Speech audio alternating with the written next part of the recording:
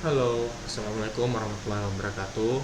Perkenalkan, nama saya Syaful Iksan dengan nomor induk mahasiswa 2411 026010 dari kelas Gizi 2024B. Pada kesempatan kali ini, saya akan membahas suatu materi dari struktur sel, organel sel, jenis dan fungsi organel sel, disfungsi melalui membran, dan transport aktif melalui membran. Baik, kita mulai dari struktur sel. Apa sih itu sel? Sel adalah unit terkecil dari kehidupan yang membentuk semua makhluk hidup. Baik itu organisme bersel tunggal seperti bakteri atau organisme bersel banyak seperti manusia, hewan, dan tumbuhan. Sel itu ibarat sebuah pabrik kecil yang memiliki banyak bagian dengan fungsi khusus. Secara umum, sel dibagi menjadi dua jenis, sel prokariotik dan sel eukariotik. Sel prokariotik itu seperti bakteri, lebih sederhana karena tidak memiliki inti sel atau nukleus yang terbungkus membran. Sementara itu, sel eukariotik seperti sel manusia dan tumbuhan lebih kompleks karena memiliki inti sel dan organel-organel yang dibungkus membran. Nah, sekarang kita masuk di sel eukariotik, sel yang bersel banyak, sel manusia dan tumbuhan. Sel eukariotik itu terdiri dari 3 bagian utama, yaitu dari nukleus, inti sel yang berfungsi sebagai otak sel karena menyimpan DNA, materi genetik yang mengatur semua aktivitas sel. Kemudian sitoplasma. Sitoplasma itu adalah cairan kental di dalam sel yang menjadi tempat organel-organel bekerja. Kemudian masuk di bagian membran sel. Nah, membran sel itu adalah lapisan luar yang melindungi sel dan mengatur apa yang boleh masuk dan keluar dari sel. Seperti contohnya itu seperti pintu gitulah.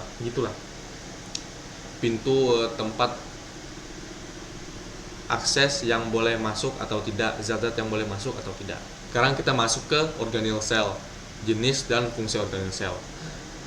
Organel-organel sel itu seperti mesin-mesin kecil di dalam sel yang masing-masing memiliki tugas khusus. Ada beberapa organel penting beserta fungsinya. Dari yang pertama itu adalah nukleus. Nukleus itu adalah pusat kendali sel. Nukleus menyimpan DNA yang berisi instruksi untuk membuat protein dan mengatur semua aktivitas sel. Di dalam nukleus ada nukleolus yang bertugas membuat ribosom. Kemudian ada mitokondria. Nah, mitokondria itu adalah pembangkit tenaga sel. Mereka tuh menghasilkan energi dalam bentuk ATP atau adenosin trifosfat melalui proses yang disebut sebagai respirasi seluler. ATP itu adalah seperti baterai yang memberi energi untuk semua aktivitas sel. Kemudian kita masuk ke retikulum endoplasma atau RE. RE sendiri adalah jaringan saluran yang membantu memproduksi dan mengangkut molekul. Ada dua jenis RE, yaitu RE kasar dan RE halus. RE kasar adalah ditempeli ribosom dan berfungsi sebagai pembuat protein. Kemudian ada RE halus. RE halus ini tidak memiliki ribosom dan berfungsi membuat lipid atau lemak serta membantu detoksifikasi racun. Nah, sekarang kita akan masuk ke organel sel penting berikutnya, yaitu badan Golgi. Badan Golgi itu bertugas memodifikasi, menyortir, dan mengemas protein serta lipid yang dibuat oleh RE. Setelah itu, molekul-molekul tadi itu akan dikirim ke bagian sel lain untuk dikeluarkan dari sel. Kemudian di lisosom. Nah, lisosom itu adalah seperti truk sampah sel.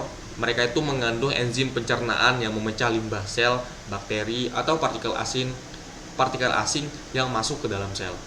Kemudian ada ribosom. Ribosom itu adalah pabrik protein sel. Nah, yang dimana mereka itu membaca instruksi dari DNA dan menggunakannya untuk membuat protein yang sangat penting untuk struktur dan fungsi sel. Nah, kemudian ada peroksisom. Peroksisom sendiri ini adalah organel yang bertugas memecah asam lemak dan menetralkan racun seperti hidrogen peroksida yang bisa berbahaya bagi sel. Kemudian ada sitoskeleton. Nah, sitoskeleton sendiri adalah seperti kerangka sel. Jaringan serat protein ini memberikan bentuk dan kekuatan pada sel, serta membantu organel bergerak di dalam sel.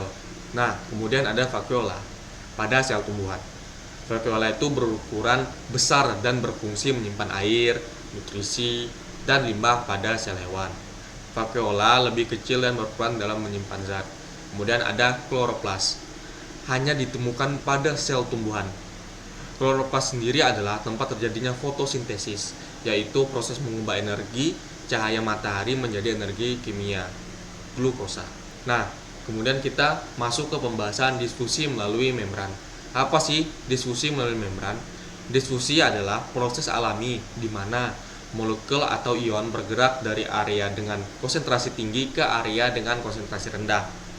Bayangkan teman-teman, jika teman-teman meneteskan tinta ke dalam air, tinta itu akan menyebar secara merata tanpa perlu diaduk. Nah, ini tuh adalah prinsip dasar difusi. Difusi terjadi tanpa memerlukan energi dari sel dan sangat penting untuk pertukaran zat. Nah, ada dua jenis difusi. Yang pertama itu ada difusi sederhana dan difusi terfasilitasi.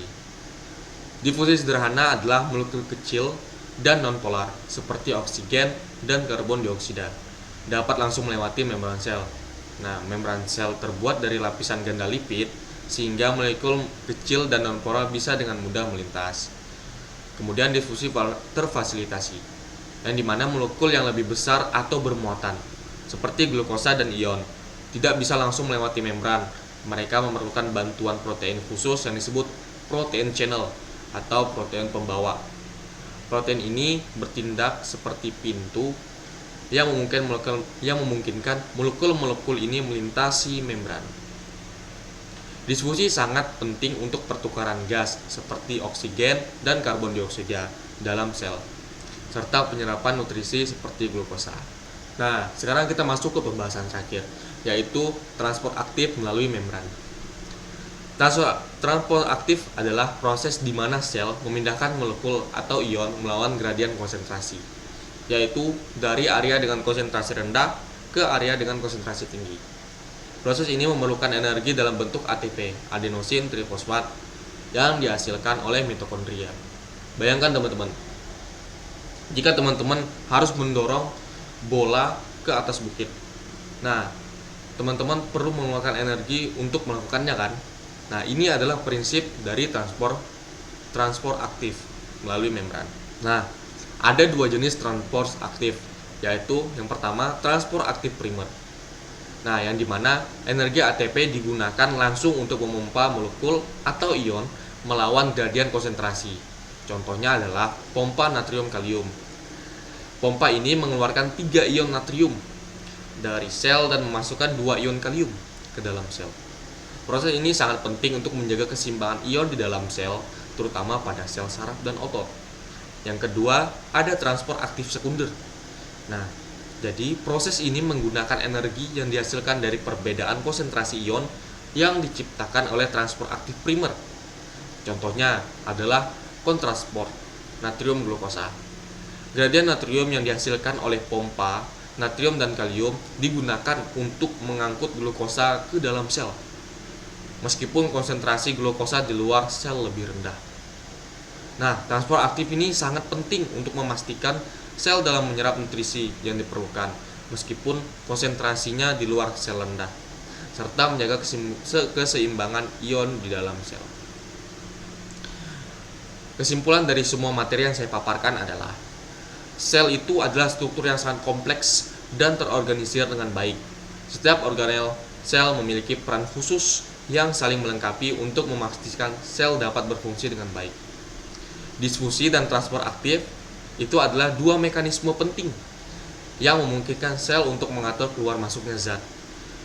Difusi terjadi secara alami tanpa energi, sementara transport aktif memerlukan energi untuk memindahkan molekul melawan gradien konsentrasi. Nah, kedua proses ini sangat penting untuk menjaga keseimbangan internal sel dan mendukung kehidupan organisme. Dengan memahami bagaimana sel bekerja, teman-teman kita dapat lebih menghargai kompleksitas dan keindahan kehidupan di tingkat mikroskopis. Sekian pemaparan dari materi saya pada hari ini. Assalamualaikum warahmatullahi wabarakatuh.